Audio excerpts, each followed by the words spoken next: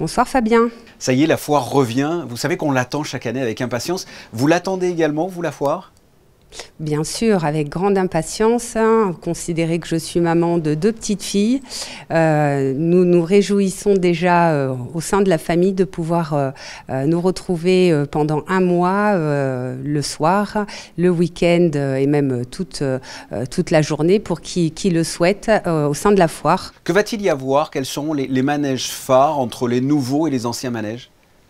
Alors, nous avons 79 métiers cette année. Pour la plupart, ce sont des métiers que nous connaissons, qui plaisent parce que nous essayons donc de fidéliser la clientèle afin qu'elle puisse se reconnaître, car certains parents gardent des tickets et donc c'est vrai que c'est agréable pour eux de pouvoir les réutiliser. Ce qui est important aussi, parce qu'il faut savoir que le port est tout en longueur, donc on est assez limité au niveau de la sélection que nous effectuons pour donc les forains.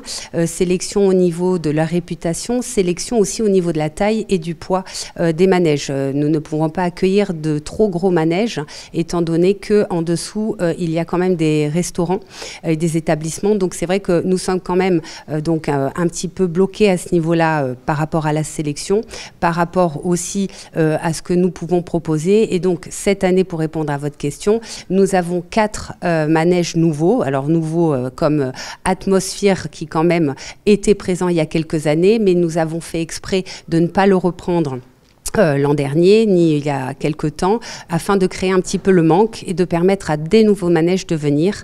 Il y a aussi Pépette, un chalet gourmand qui va proposer des nouveautés culinaires. Et donc voilà, on essaye de proposer des petites nouveautés et toujours en ayant un point de reconnaissance sur les anciens.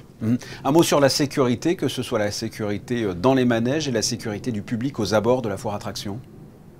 Oui, en effet, nous avons une jauge qui est entre le bas et le haut, limitée à environ 5800 personnes.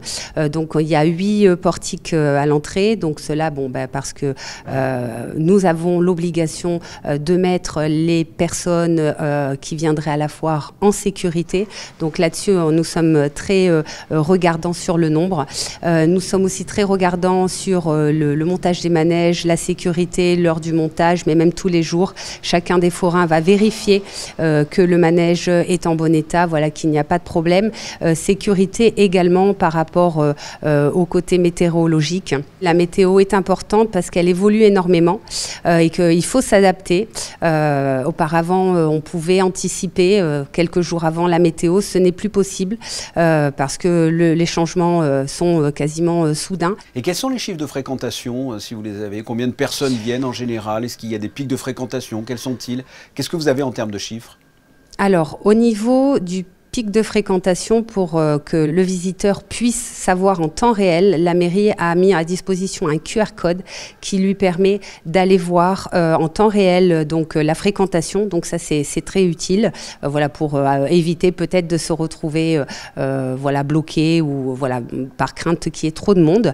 Et l'an dernier, pour répondre à votre question, nous sommes arrivés à 600 300 visiteurs. 600 300 visiteurs. Et donc ça c'est pour la foire, mais juste après il y a le marché de Noël. Est-ce qu'on peut déjà en dire un mot ou c'est trop tôt? Non, bien volontiers. Bien sûr, parce que nous sommes déjà en train d'y penser, car nous sommes déjà prêts, après le démontage de la foire, à monter le village de Noël. Donc cette année, nous avons choisi un thème sucré, donc pain d'épices et gourmandise.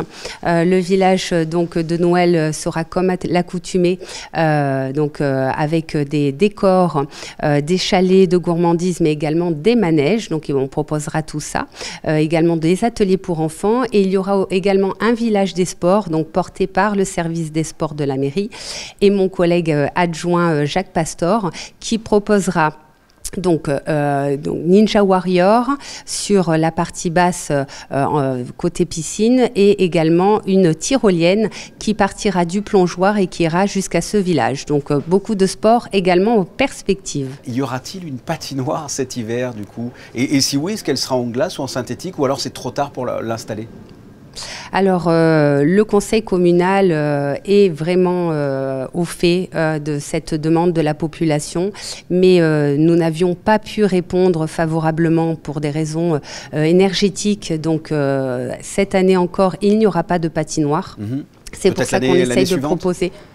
Alors oui, tout à fait. Donc cette année, c'est pour ça qu'on a mis à nouveau une possibilité village des sports pour que les jeunes puissent et les moins jeunes faire un peu de sport. Cependant, je tiens à vous assurer que le conseil communal, le maire, est en train d'étudier la faisabilité de mettre une patinoire synthétique pour 2025. Donc c'est à l'étude et donc bien sûr, nous n'hésiterons pas à vous tenir informés au plus vite.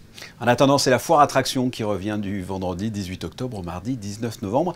Et Axel, si on s'y croise, on se partagera, j'en suis sûr, une barbe à papa. Merci d'avoir répondu à mes questions. Merci Fabien, à bientôt.